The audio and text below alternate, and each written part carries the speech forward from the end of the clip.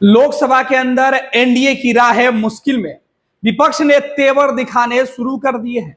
सबसे पहले स्पीकर पद पर नहीं बनी सहमति। एनडीए और इंडिया गठबंधन के बीच अब सीधी तौर पर जो तलवार खिंची हुई है, उसकी पहली तस्वीर स्पीकर पद पर वोटिंग की नौबत पे आ चुकी है। स्पीकर के लिए पहले एनडीए ने ओम बिरला का नाम सुझाया।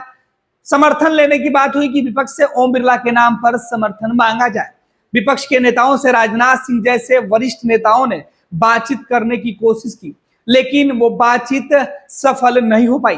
विपक्ष ने अपने उम्मीदवार को मैदान में उतार दिया है। विपक्ष ने कहा कि वो ओम बिरला को सर्वसम्मति से स्पीकर नहीं मानेंगे। सीधे तौर पर हुआ कि अब चुनाव की स्थिति बनेगी। विपक्ष ने अपने तरफ से के सुरेश को चुनाव के मैदान में उतार दिया, यानी स्पीकर बनने के लिए अब सत्ता और विपक्ष के बीच काफी रस्साकसी देखने को मिलेगी। हालांकि जो बहुमत का आंकड़ा है वो फिलहाल एनडीए गठबंधन के पास है। इंडिया गठबंधन बहुमत से कोसों दूर है, लेकिन स्पीकर के लिए के सुरेश के नाम की चर्चा हो गई कि के सुरेश अपना नामांकन पर्चा दाखिल करेंगे।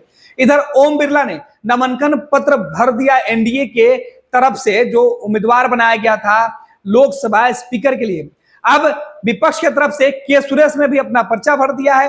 विपक्ष की ओर से जो के सुरेश है, उन्होंने पर्चा भरते हुए कहा कि मुझे उम्मीद है कि लोग नैतिकता के आधार पर मुझे समर्थन देंगे। इधर ओम बिरला लगातार दूसरी बार संसद में स्पीकर के लिए जो है वो उन्होंने अपना नामांकन पत्र दाखिल किया है। एनडीए के उम्मीदवार है। 17वीं लोकसभा में 2019 का चुनाव था, उसमें ओम बिरला जीत कर आए थे। 2024 के चुनाव वो जीत के आए हैं।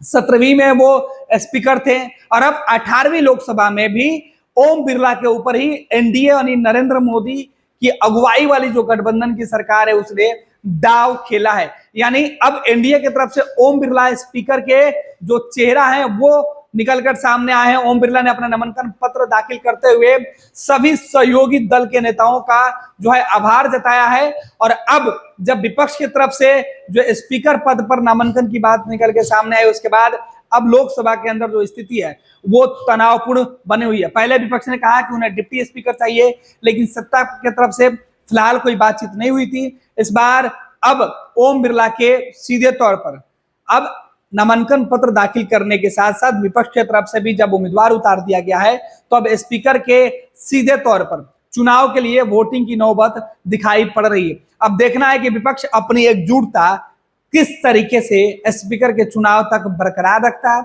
दूसरे तरफ सत्ताधारी दल अपनी पहली ताकत की जोर आजमाइश जो है वो स्पीकर के चुनाव में ही दिखा लेंगे। अगर स्पीकर की कुर्सी एनडीए गठबंधन के पास सही सलामत रह जाता है या विपक्ष उसमें सेंधमारी कर पाता है, वो भी देखना दिलचस्प होगा। हालांकि ये भी साफ है कि विपक्ष की पहली परीक्षा भी होगी, क्योंकि विपक्ष अब संसद के अंदर जो अपने आंकड़े हैं या स्पीकर के तौर पे अगर विपक्ष के खेमे से जो उम्मीदवार मैदान में है उनके पक्ष में पड़ने वाले वोट भी तय करेंगे कि भविष्य में विपक्ष की एकजुटता क्या होगी और विपक्ष की ताकत संसद में कितनी है। 26 वर्षों में 17,000 से अधिक डॉक्टर बना चुका बिहार एवं झारखंड के छात्रों एवं अभिभावकों के बीच सर्वाधिक विश्वसनीय एवं लोकप्रिय संस्थान गोल, नेशंस लीडिंग इंस्टीट्यूट। हमारा विश्वास गोल के साथ। पैनोरमा ग्रुप, जो सोचता है वो करता है। ये लो मुंह मीठा करो, आज मैंने अपना जॉब छोड़ दिया। अब हम पूर्णिया वापस जाएंगे। जॉब छोड़ दिया है? मतलब ये घर कैसे चलेगा? हम करेंगे क्या? और माँ बाबूजी क्या बोलेंगे? इसलिए मैं एक और मिठाई का डब्बा लाया। अपने बिजनेस के लिए लोन अप्रूव हो गया। अरे लोन अप्रूव हो गया वो तो ठीक है, लेकिन पूर्णिया में हम रहेंगे कहाँ? अपना घर भी तो नहीं है वहां। इसलिए तो एक और मिठाई का डब्बा अलग से लाया हूं। हमने पूर्णिया में घर ले लिया है, पूर्णिया के ई होम्स पैनोरमा में। पूर्णिया में पैनोरमा ग्रुप लेकर आए हैं ई होम्स पैनोरमा। बड़ा घर, आलीशान जिंदगी और अत्याधुनिक सुविधाओं के संग। अरे अब क्यों मुंह मीठा करवा रही हो? क्योंकि हम घर वापसी जो कर रहे हैं। घर वापसी की खुशी पूर्णिया में ई होम्स पैनोरमा के संग। E homes panorama, luxurious lifestyle redefined.